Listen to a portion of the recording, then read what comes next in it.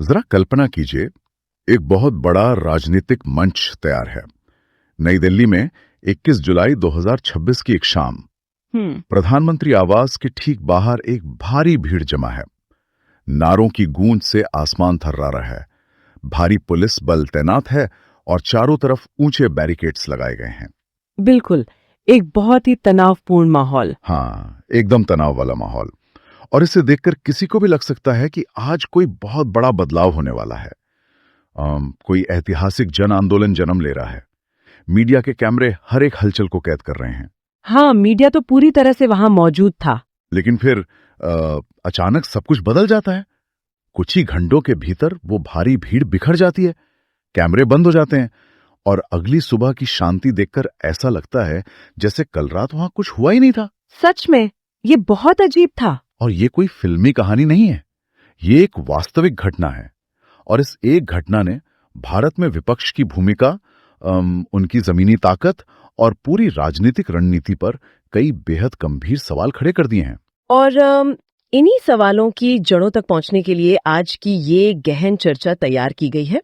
आज हम जिस स्रोत सामग्री का विश्लेषण कर रहे हैं वो कोई साधारण रिपोर्ट नहीं है। हाँ, बिल्कुल नहीं। ये असल में आरएमएन न्यूज का एक हालिया लेख है जिसे राकेश रमन ने लिखा है। हाँ, और इस लेख का शीर्षक ही अपने आप में एक बहुत बड़ा राजनीतिक प्रहार है। क्या शीर्षक है उसका? शीर्षक है Rahul Gandhi 2026 protest all bark no bite, यानी राहुल गांधी का 2026 का विरोध केवल भौंकना और काटना नहीं। बाप रे, ये तो बहुत ही तीखा शीर्षक है। बिल्कुल, ये सुनने में जितना तीखा लगता है ना, इसके भीतर सत्ता और विपक्ष की कार्यप्रणाली का जो विश्लेषण किया गया है वो उससे भी कहीं ज्यादा धारदार है। तो इस चर्चा की गहराइयों में उतरने से पहले और इन तीखे तर्कों को खोलने से पहले श्रोताओं के लिए एक बात बिल्कुल स्पष्ट कर देना जरूरी है। हाँ, ये डिस्क्लेमर बहुत जरूरी है। बिल्कुल।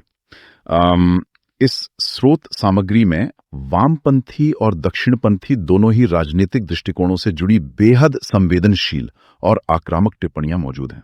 हाँ, इसमें वर्तमान सरकार की कार्यप्रणाली और विपक्ष की विफलताओं दोनों की ही बहुत कड़ी आलोचना की गई है। सही कहा। तो श्रोताओं को हम ये साफ बता दें कि चर्चा करने वाले हम दोनों विश्लेषकों का किसी भी राजनीतिक दल, विचारधारा या लेखक के निजी विचारों से कोई लेना देना नहीं है। एकदम सही बात है। हमारा काम और आज के इस विश्लेषण का एकमात्र मिशन ये है कि हम स्रोत सामग्री में दिए गए विचारों और दावों को पूरी ईमानदारी और निष्पक्षता के साथ खोलकर श्रोताओं के सामने रखें। बिल्कुल, हम किसी भी पक्ष का समर्थन नहीं कर रहे हैं। हम सिर्फ उस मैकेनिज्म या कार्यप्रणाली को समझने की कोशिश कर रहे हैं जिसके आधार पर लेखक यह दावा कर रहा है कि भारत में विपक्ष की रणनीति अब पूरी तरह से विफल हो चुकी है। हाँ, ये स्पष्टीकरण इस चर्चा की दिशा तय करने के लिए बहुत जरूरी था, क्योंकि लेखक जिस भाषा और जिन तर्कों का इस्तेमाल कर रहा है वे सीधे तौर पर राजनीतिक व्यवस्था की जड़ों पर चोट करते हैं। सही कहा आपने। तो अगर हम इस विश्लेषण की शुरुआत करें तो इस पूरे लेख की नींव उसी 21 जुलाई 2026 की घटना पर टिकी हुई है जिसका जिक्र अभी हुआ। जो प्रधानमंत्री आवास के बाहर हुआ था। हाँ, वही। स्रोत के अनुसार विपक्ष के नेता राहुल गांधी ने एक बहुत ही गंभीर मुद्दे को लेकर प्रधानमंत्री मोदी के इस्तीफे की मांग की थी। और वो मुद्दा कोई छोटा मोटा नहीं था। वो पुलिस क्रूरता और वो भयानक पेपर लीक मामला था जिसने देश के लगभग 7.5 करोड़ छात्रों के भविष्य को रातों रात अंधकार में धकेल दिया था। बिल्कुल, 7.5 करोड़ बहुत बड़ी संख्या होती है। इतनी बड़ी आबादी का प्रभावित होना किसी भी देश की राजनीति में भूचाल ला सकता है। हाँ, सच में। और इसी गंभीरता को रोनाते हुए राहुल गांधी ने सार्वजनिक रूप से ये कसम खाई थी कि जब तक प्रधानमंत्री अपना इस्तीफा नहीं सौंपेंगे वे प्रधानमंत्री आवास के बाहर अनिश्चितकालीन धरने पर बैठे रहेंगे। ठीक है, चलिए इसको थोड़ा खोल कर समझते हैं। अनिश्चितकालीन धरने का मतलब होता है एक लंबा, थका देने वाला और सत्ता से सीधा टकराव करने वाला संघर्ष। हाँ, बिल्कुल, एक जमीनी लड़ाई। लेकिन स्रोत हमें बताता है कि ये तथाकथित अनिश्चितकालीन धरना महज कुछ घंटों में ही ताश के पत्तों की तरह ढह गया। एकदम सही। लेख में बहुत ही स्पष्ट शब्दों में बताया गया है कि जैसे ही पुलिस ने थोड़ी सी कार्रवाई की, हल्का सा दबाव बनाया और एक संक्षिप्त हिरासत की प्रक्रिया शुरू की, वैसे ही राहुल गांधी ने अपना प्रदर्शन पूरी तरह से खत्म कर दिया। हाँ, और लेखक राकेश रमन यहाँ एक बहुत ही चुभने वाली बात कहते हैं। उनका दावा है कि जिन छात्रों के हक के लिए ये लड़ाई शुरू हुई थी, राहुल गांधी उन छात्रों को सड़कों पर राज्य की क्रूरता और लाठियों का सामना करने के लिए अकेला छोड़कर खुद अपने घर में शांति से सोने चले गए।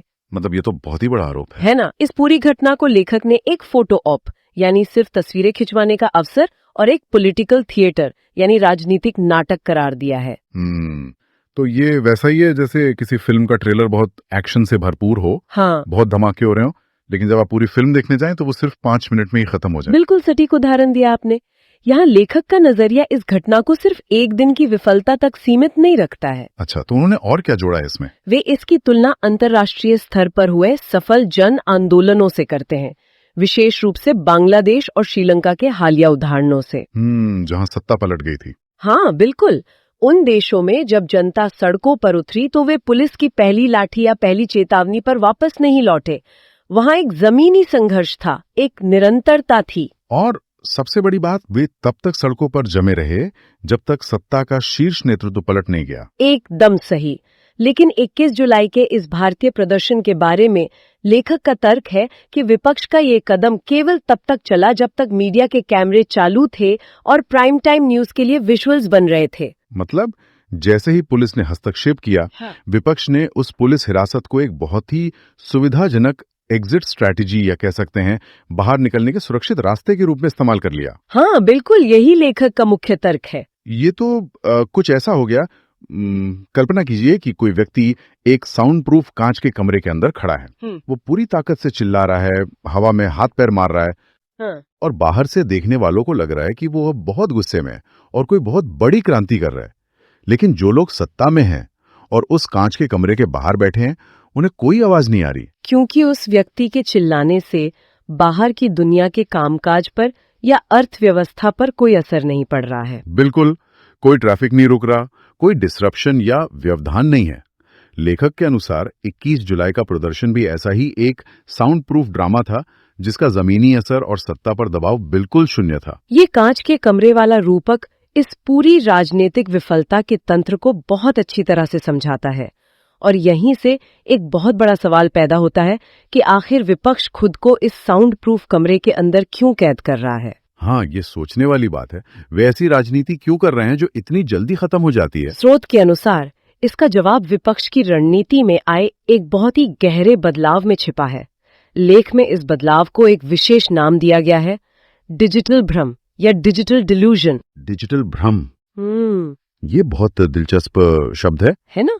लेखक का तर्क है कि इस नए डिजिटल युग में भारतीय विपक्ष ने सड़कों को वास्तविक संघर्ष की जगह मानने के बजाय उसे सिर्फ हाई डेफिनेशन वीडियो और कंटेंट बनाने के एक आकर्षक सेट के रूप में देखना शुरू कर दिया है। यानी विरोध प्रदर्शन इसलिए आयोजित नहीं किए जा रहे हैं कि उनके जरिए सरकार पर कोई वास्तविक राजनीतिक या आर्थिक दबाव बनाया जा सके। बिल्कुल नहीं, बल्कि वो इसलिए हो रहे हैं ताकि सोशल मीडिया प्लेटफॉर्म्स के लिए बेहतरीन रील्स, तस्वीरें और वायरल होने वाले छोटे छोटे वीडियो बनाए जा सके। हाँ, लेख के मुताबिक विपक्ष लाइक्स, शेयर्स और रीट्वीट्स को ही अपनी राजनीतिक ताकत मान बैठा है। और इसी संदर्भ में लेखक ने वो बार्किंग डॉग यानी भौंकने वाले कुत्ते की थ्योरी का इस्तेमाल किया है। हाँ बिल्कुल, ये एक ऐसा राजनीतिक रवैया है जिसमें डिजिटल दुनिया में शोर तो बहुत मचाया जाता है, बड़ी बड़ी चेतावनियां दी जाती हैं, लेकिन जमीन पर सत्ता के मूल ढांचे को नुकसान पहुंचाने वाला कोई काटने वाला प्रभाव नहीं होता। एकदम सही कहा आपने। लेकिन यहाँ पर इस विश्लेषण को सुन रहे किसी भी व्यक्ति के मन में एक बहुत ही स्वाभाविक सवाल उठ सकता है। क्या सवाल? खासकर उन श्रोताओं के मन में जिन्होंने कभी किसी सामाजिक मुद्दे के लिए कोई हैशटैग शेयर किया हो या ऑनलाइन आवाज उठाई हो।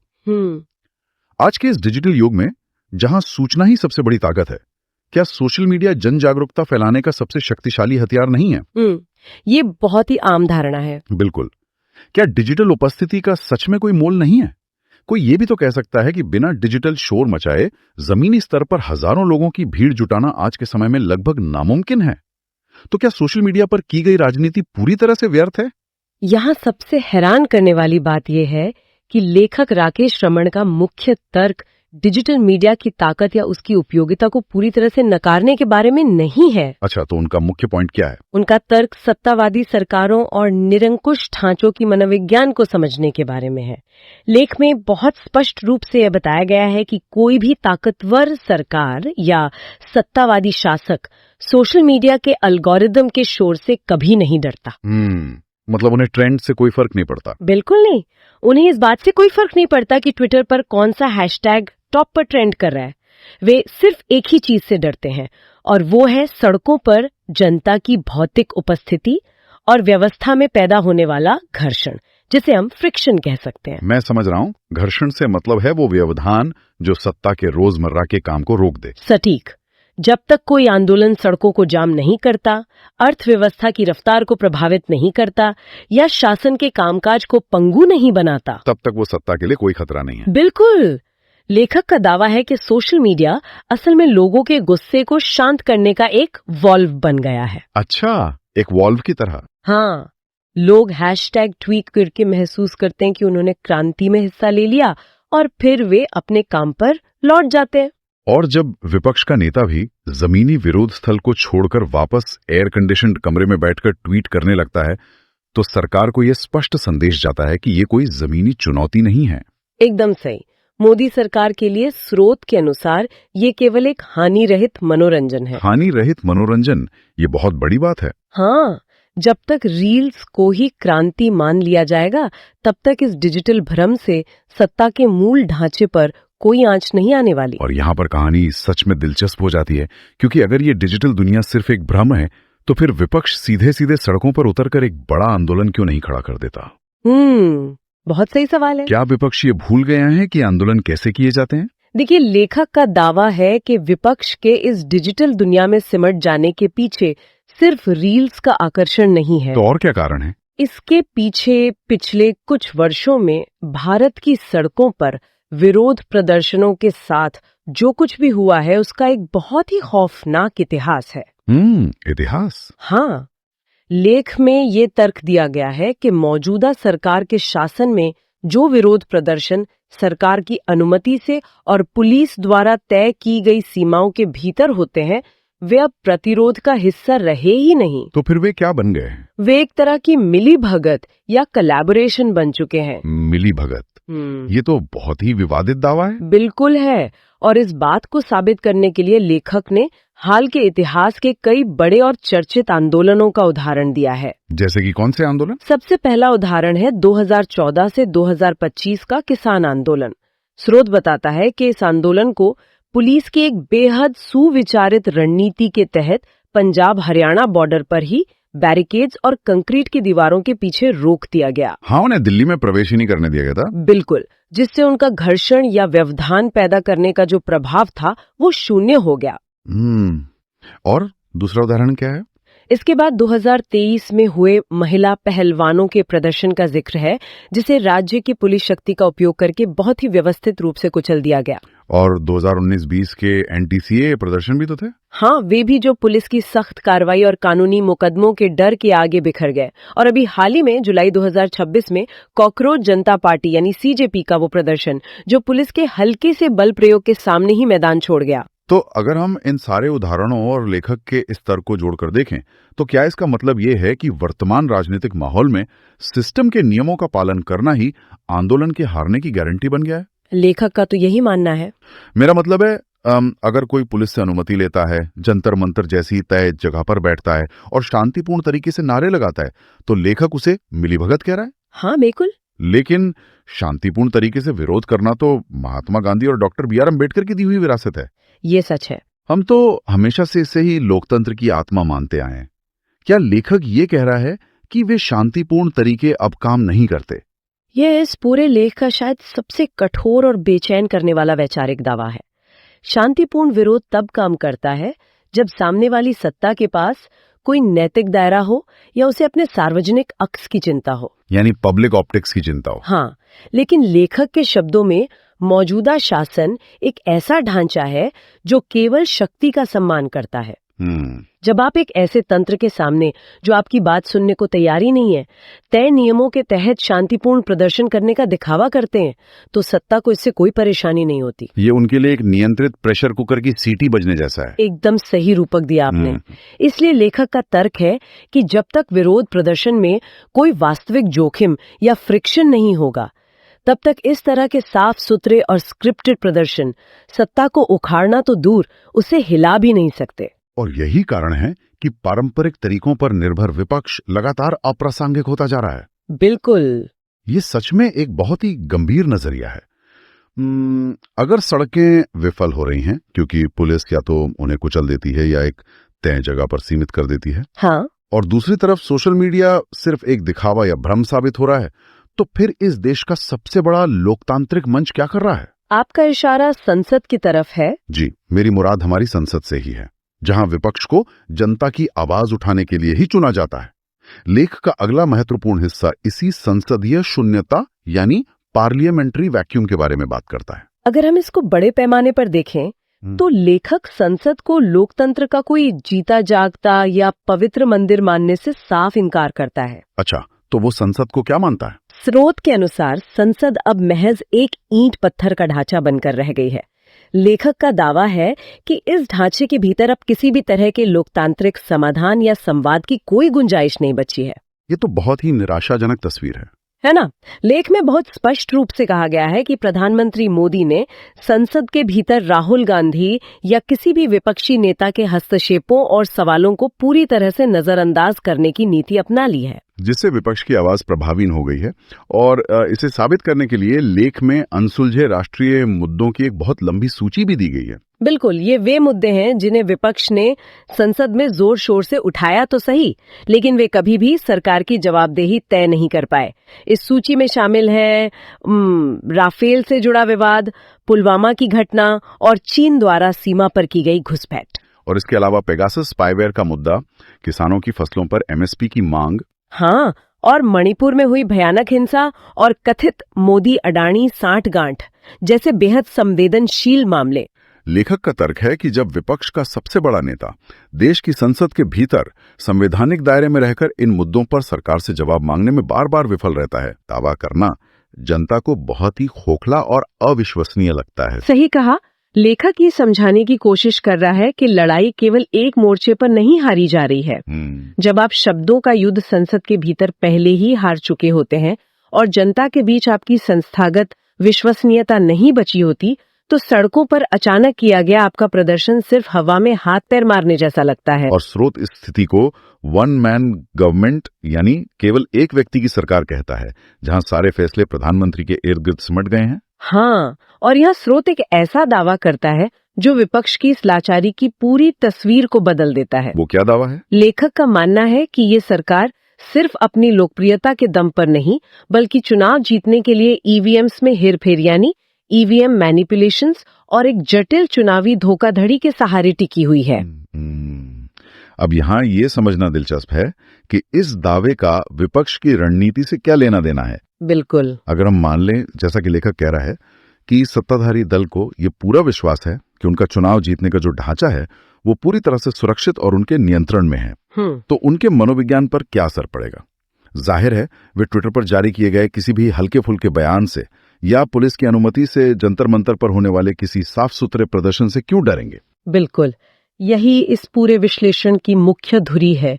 मोदी सरकार किसी भी तरह के पारंपरिक लोकतांत्रिक संवाद को सिर्फ समय की बर्बादी मानती है, क्योंकि विपक्ष उन्हें कोई वास्तविक जमीनी और व्यवस्था को हिलाने वाली चुनौती पेश ही नहीं कर पा रहा है। यही कारण है कि लेखक राहुल गांधी के 21 जुलाई वाले प्रदर्शन के अचानक खत्म होने को इतना निराशाजनक मानता है। जब राहुल गांधी ने हिरासत में लिए जाने के कुछ ही घंटों बाद प्रधानमंत्री के इस्तीफे की जिद छोड़ दी और वापस अपने सुरक्षित और आरामदायक डिजिटल जोन में चले गए, आग से खुद ही डरता है जिसकी वो केवल बातें करता है। और जब तक सड़कें शांत हैं और व्यवस्था बिना किसी व्यवधान के चल रही है, तब तक सत्ता पूरी तरह सुरक्षित है। एकदम सही। तो आखिर इस सब का निष्कर्ष क्या है? हाँ, इस पूरी गहन चर्चा, इन तमाम तर्कों और राकेश रमन के इस बेहद आक्रामक और तीखे विश्लेषण को अगर एक साथ पिरोया जाए तो अंत में क्या तस्वीर उभर कर सामने आती है? देखिए, इस विश्लेषण का निष्कर्ष किसी भी तरह की गोलमोल भाषा का इस्तेमाल नहीं करता। ये बहुत ही सीधा है। अच्छा। लेखक का स्पष्ट मानना है कि जब तक कांग्रेस पार्टी और समूचा विपक्ष केवल सोशल मीडिया के लाइक्स, रीट्वीट्स और व्यूज के पीछे भागने का अपना डिजिटल भ्रम नहीं छोड़ते, तब तक भारत की राजनीति में ये यथास्थिति या स्टेटस को इसी तरह बनी रहेगी। बिल्कुल। स्रोत के अनुसार सत्ता को चुनौती देने का अब केवल एक ही रास्ता बचा है। और वो क्या है? एक कड़ा, निरंतर और अनिश्चितकालीन सड़क आंदोलन, यानी एक हाई फ्रिक्शन एजिटेशन जो व्यवस्था में इतना घर्षण पैदा करे कि सरकार उसे नजरअंदाज ना कर सके। जब तक विपक्ष के नेता जेल की लंबी सजा काटने या सड़कों पर महीनों तक संघर्ष करने के बजाय अपने घर का आराम चुनते रहेंगे, तब तक वे भारतीय राजनीति के वो भौंकने वाले कुत्ते ही बने रहेंगे जिनके शोर से सत्ता को कभी कोई खतरा महसूस नहीं होगा। ये बहुत ही कड़वी लेकिन स्रोत के हिसाब से एक सच्ची बात है। तो राजनीति के खेल और वर्तमान घटनाओं के मैकेनिज्म को समझने वाले किसी भी व्यक्ति के लिए आज का ये विश्लेषण कई दरवाजे खोलता है। बिल्कुल। ये महज किसी एक राजनेता या एक दिन के विरोध प्रदर्शन की आलोचना भर नहीं है। ये असल में साल 2026 में भारत में विपक्ष के काम करने के पूरे तरीके और सबसे बढ़कर दुनिया के सबसे बड़े लोकतंत्र के भविष्य पर एक बहुत ही गंभीर सवालिया निशान लगाता है। हाँ, स्रोत स्पष्ट रूप से चेतावनी दे रहा है कि सत्ता के खिलाफ अब आधे अधूरे मन से बिना किसी जमीनी जोखिम की लड़ी गई लड़ाइयों का दौर खत्म हो चुका है।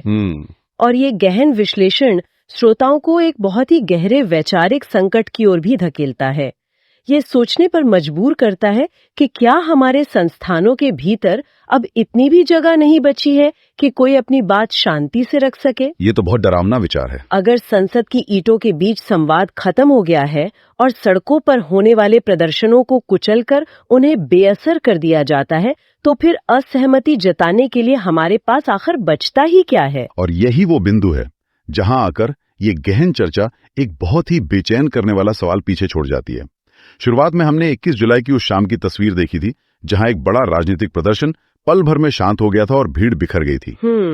लेकिन अब जरा इस पूरी तस्वीर को पलट कर देखिए।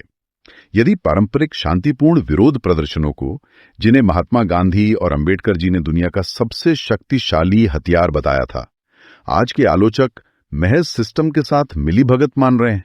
हाँ। और दूसरी तरफ जिस डिजिटल दुनिया को हम अपनी आवाज मानते हैं वो केवल एक भ्रम साबित हो रही है, तो फिर भविष्य में नागरिक असंतोष का असली रूप कैसा होगा? ये सोचने वाली बात है। क्या हम धीरे धीरे एक ऐसे भयानक दौर की ओर बढ़ रहे हैं जहां केवल उग्र, हिंसक और पूरी व्यवस्था की धज्जियां उड़ा देने वाले तरीके ही राजनीतिक बदलाव का इकलौता साधन बन जाएंगे? और सबसे बड़ा सवाल यह है कि क्या दुनिया का कोई भी लोकतंत्र ऐसी किसी चरम और हिंसक स्थिति का सामना करने के लिए मानसिक या संस्थागत रूप से तैयार है?